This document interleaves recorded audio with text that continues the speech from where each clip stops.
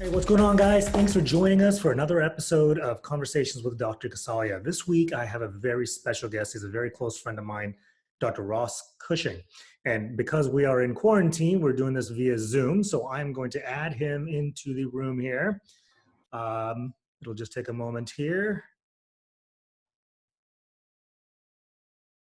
All right, Dr. Cushing, Dr. Ross Cushing, thanks for joining us. How are you doing? Hi, man. Good. Everything's Good. good. So Thanks for I'm going having me. to, what's that? Thanks for having me. Absolutely. No, thank you for taking the time. I know you've got a busy schedule these days, so finding a few minutes to do this is fun. I want to jump right in. So tell us about how and how did you find audiology? How did you get into audiology? It's kind of a long and winding path, but I would say the ultimate reason is because I wanted to help people, and I think that's probably a reason that a lot of audiologists want to get into it. Hmm. I had an experience when I was maybe 19, 20 or so, where my grandfather was passing away, and he was in his final days, and we were trying to communicate with him, and he was deaf as a doornail. He could not hear us. We could not tell him. Really couldn't communicate with him at all. So he did have a pair of hearing aids that he never wore. So I went back to his house, rummaged through his stuff, and found his hearing aids, stuck them in his ears, and we were able to make that last, I don't know, I guess it was maybe like an hour to communicate with him and tell him that we love him and that kind of stuff. And Hmm. it was pretty meaningful. Yeah. That stuck with me. So I've tried other things. I mean, I've tried being an insurance salesman. That did not work out well. My dad was a chiropractor, so growing up, he was actually a chiropractor in my house. Uh-huh. So growing up, he worked on the first floor, and then my family lived on the second floor. And so I was used to just kind of going down and hanging out in his office. Yeah. So the life of having a small business was really normal to me. And so he was kind of my role model, and I learned a lot from him too. Yeah. So you got into audiology then. You went to where did you go to school? I went to University of Buffalo. University. Back when I started, there were, I think, 6 programs. Uh-huh. University of Buffalo was one of them. I applied just to that program. Actually, Jen, my wife, was my tour guide. She was a year ahead of me. I got pawned off on her by the professor at the time that was supposed to give me the tour. Right. He didn't want to do it, and so he gave it to Jen. And at the end of the tour, I asked for her phone number, which she didn't give me. She gave me her email address, which is a close second. Yeah. Yeah. I tried to follow up with her over the summer. She did not respond. Um, so then when it was the following year, I just gave her the cold shoulder, and that worked out really well for me. Yeah. She was intrigued by that. Yeah. This is good relationship advice. Yeah. Yeah. You get the email address and then give her the cold shoulder. Um, and then from school, I want to get back to your wife Jen in a moment. But you got into private practice. So how did you get into private practice? And I want to go over your locations in a moment too. But how did you start? Did you start a brand new practice from scratch? Did you buy an existing practice? How did that go? Yeah, so when we graduated, we knew we wanted to have a private practice together, but we wanted to learn from other people that had private practices first. So I had a mentor, Jim McDonald, Oh yeah, who, do you know Jim? I know Jim. Yeah, he's Yeah. great. So Jim and Steve Sipe, Yeah. I worked for them for a couple years, and I was actually planning on buying their business, but they took too long. So I ended up buying somebody else's business that was kind of close by, but it didn't violate the non-compete. Yeah. And so in 2007, I purchased Sharon Sorensen's practice, and she'd Uh-huh. been around since, like, I don't know, the early 90s. Mm-hmm. And so she had a pretty well-established practice in Maryland. And so I purchased her practice using loan money from Phonak at the time. Okay. Yep. Yep. And so that was the start. We And how, purchased that practice, and then that was actually an office and a half. And the other half, the office that was kind of like a satellite office, we ended up closing that office and then moving it to a different location. And then we just started buying more practices. So we've done greenfields, and we've also purchased practices. a lot of people have trouble going, getting that jump from one location to two, and then from two to three. How do you Yeah. know? And it's kind of a hard decision, but how do you know when to go to that second location or when to start that second location? That's a hard question. I think it has to do. There are a lot of things that you got to think about. Yeah. You know, sometimes it can be easy to purchase a practice if it's already existing and it's a well-functioning office, and you know somebody, or you can get somebody to fill the audiology spot.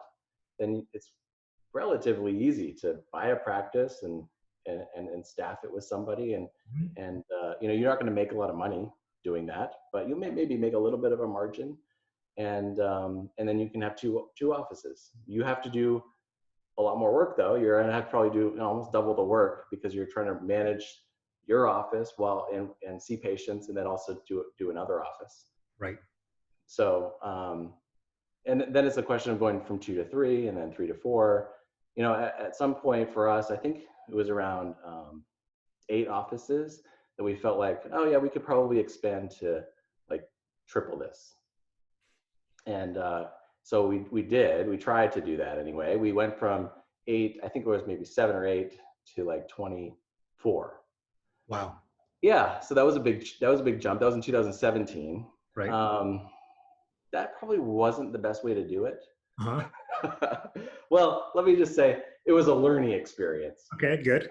Yeah, so I purchased one office that had 8 hearing instrument specialty or hearing instrument specialist offices. Uh-huh. So there were no audiologists there, and I didn't really know what that was going to be like. We had worked with some hearing instrument specialists before, but their model was really different than ours. And Mhm. so for the past 3 years, I've been basically changing the hearing instrument specialist model that they had established into an audiologist model. So it's actually turned out great, because it Yeah. opened me up into a new geography, and it pushed me to learn how to do management really fast. So you currently have 24 locations. No, we Yep. closed some locations. We have 21 now. You have 21, which is still, I mean, that's still unbelievable. And they're all located around the Virginia, Maryland, and New Jersey as Yeah, well. yeah. We just purchased one in New Jersey. Fantastic. Congratulations. And how do you, I mean, so you're one man and Jennifer's one woman. How do you manage 21 locations? So I have a friend from high school Okay. who I have been talking to for probably the past 10 years or whatever, just randomly calling him, talking to him about some business things, because he's a business guy. Yep. He worked at a big company. He was a manager. It was a company called IDEX, a big vet company. Okay. And so yeah, I call him for advice on how do I handle this situation? How do I handle that situation? He always gave me great advice. So one night I was texting with him and I said, hey, you want to come work for me and manage my employees, because you're pretty good at this? Yeah. And he's like, are you serious? I'm like, yeah. And so one thing turned into another thing, and then he ended up coming to work for me. So he moved from Maine to Maryland. He moved his whole family down here. And so he really has been a huge help in getting me to the next level in terms of managing our staff, while I can focus more on the business side of it. So I do most of the marketing, and I Mhm. do some staff stuff, but he mostly manages the day-to-day. Yeah. More like an Yeah. operation. Yeah. Um, and how do you get staff together? Like, how do you do staff meetings? Do you do them at individual locations? Do you have the whole team together? Yeah, we do staff meetings 2 or 3 times a year together. And then Yep. so we'll have like a holiday party. We have parties at my house. And then we also do regular staff meetings on the phone. Uh-huh. Yeah. Wow, that's Yeah. good. So I mean, we break them up into teams. So we right. have like team A, team B, team C, team D. And Okay. then we just 1 week every month, we just do team, team, team, team, team. And then we do individual roundtable meetings too. So everybody gets a chance to have some time on a monthly basis to just talk to us, Yeah. Oh, that's ask pretty. questions, or just, ping ideas off of each other. Yeah. So earlier we were talking about Jen. So let's talk about Jen. So you're both audiologists. Yeah. How's that dynamic? And I know that she's also the president of the foundation. Is that correct? Yeah, that's right. So the dynamic is great. Once I realized that she's a better audiologist than me, and I just resigned myself to that fact, and any questions that I have, I just ask her what the answer is. It's good. Good. But actually, you know, we don't even really talk about work that much. Good. She works in one of our offices. I don't work in any of the offices. I do audiology still in the prisons, Right. which is actually the best. Interesting. Working in the Yes. prisons. But so she works in the office, seeing kids, doing electrophys, doing balance. I mean, she does everything, hearing aids and everything. And then she also does some of the training stuff for our staff. And then once we're home, we just chill out. We do puzzles and Peloton, and she loves yoga, and you know, we don't really talk about work that much. Good. And then in terms of the foundation, she does some work with the foundation too. So we established a foundation about 2 years ago, and it's really just to help people in our community. So we work with like the Starkey Hearing Foundation a lot, and that's more like the international part of it. Right. But we wanted to do something locally for the people here. So we do events twice a year. Good. And basically we do ear molds and we do everything and just set people up for, you know, people that can't afford it for one reason or another, and just set people up with hearing. So how do you get the word out that you guys are doing these events? There are some local places that will help host the events for us. And then there are a bunch of places that you can post online to tell people about the events, like the libraries and senior centers and things like that. Yeah, that's really nice. So you created this in 2017, and where do you see that foundation going in the future? I don't know. I mean, we're just still kind of figuring it out. Yeah. We'd like to make it bigger. We'd like to include more people. Last time, I think we only saw maybe 75 people. So I think in the future, it'll just be more people, and we're going to try to make it more fun too. We've had like ice cream trucks and balloons, and we try to make it, you know, fun, but I want to make it even more fun. Trampolines, acrobatics, I don't know, something.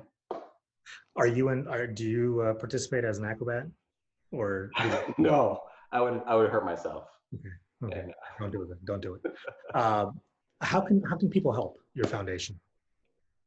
we have a foundation webpage that actually we're about to update in 10 days. But you can go to the foundation at livebetterfoundation.org, and you can push the donate button if you want to donate to it. Okay, cool. Yep. All money goes directly to buying hearing aids. It doesn't go to us to run it or anything like that. It's all hearing aids. Very nice. That's one of the big things about foundations and nonprofits, is making sure the money gets to the people the way it's supposed to. So that's really good. So currently, obviously, we're in quarantine, and we're kind of stuck, and a lot of people have lost their mojo. I was just talking to somebody this morning, and she's like, I don't want to do anything. I'm just sitting around. What do you know, besides Tiger King binging and Peloton and puzzles, what are some of the things you would recommend to audiologists or private practice owners to do in this downtime? Yeah, I mean, I think this is a really good opportunity for us to regather ourselves and just think about what our business can be and really dig in. I mean, we're doing that. We're trying to get training in, so we're getting our CEUs, right? But then we're also looking at new ways to kind of reinvent ourselves in terms of reaching out to patients and being more accessible. So like one of the things we're working on today is trying to come up with a way to make it easy for the people that are in the retirement communities that are near us to drop off their hearing aids to us at the lobby, and then we'll do a pickup on a regular basis, and then either drop it back off to them, or they can come send a family member to us and they can pick it up that way. So, you know, things like that. Trying to develop some better online programs too. Like we've been doing some consultations through Skype and through FaceTime. And I think that's an opportunity that we can use ongoing. Yeah. So how can we use this time to really think about our business in a new way and be innovative? That's what I'm thinking about. Yeah, no, those are good points. Absolutely good points. And using telecare is so, it's pretty cool. I've used it on a good number of patients, and some of our patients really do a really good job of connecting their systems to allow the telecare to happen. But then we get a couple here and there who can't get the camera working for whatever. Yeah, I saw one of your things about that. Yeah. I mean, I had trouble this morning getting it working. I mean, it happens from time to time. It's okay. It works. It eventually works. Yeah. So I have a lot of respect and admiration for you and Jennifer. I know Jennifer's a very well respected audiologist as well. And so, any parting words or any words of wisdom that you can offer our audience? Um, no, I mean, I just would just say hang in there. We're gonna all get through this, and I think the future is bright for audiologists. I know there's a lot of concern about over-the-counter hearing aids and that kind of thing. I'm frankly not concerned about that, and part of the reason that I'm not concerned about it is because we're adapting our business to try to include it, and then also provide the full scope of practice for audiology. Yeah, We really focused on hearing aids for a long time, and I don't think that that's the way to go. I think if we're going to do it, we should do everything. We should do electrophys and we should do balance. I sent you a picture of my rotary chair. yes, Right? Yeah, I'm excited. We just bought 2 rotary chairs right before the COVID thing happened. But I'm just diving right into the full scope of a practice for audiologists. I think that's the way to go. yeah. Oh, that what's it called? Diversifying your clinical offerings is a way to succeed. I mean, exactly. The other thing is a lot of practices spend a ton of money on marketing, Yeah, and it's not sustainable. I mean, right, at least the way we were spending money wasn't sustainable. We right. were spending up to 17% of our budget on, or 17% of our revenue on marketing. We slashed that, and we're down to about 7 or 10%, something like that. And we were able to do that because we really focused on the medical model and getting the network going with the physicians. Right. That's the way to do it. Absolutely. I think. Physician relationship building, it's something I talk about all the time. And keeping your marketing expenses down, grassroots is, in my opinion, the way to go. And Yeah. that's great. Because 17% is, for those that can't do the math, if you have $1 million business, that's 170 grand a year in marketing. So it's a lot of Yeah. money. A little high. It's a lot. Well, hey, bud, I appreciate it. Thank you so much for joining us. If I'll have your website up for the foundation and your clinic websites up. And be well, be safe, and say hi to Jennifer for us. And Great. thanks for doing this. Thank you, Amit. I'll talk to you later. Talk to you See later. ya.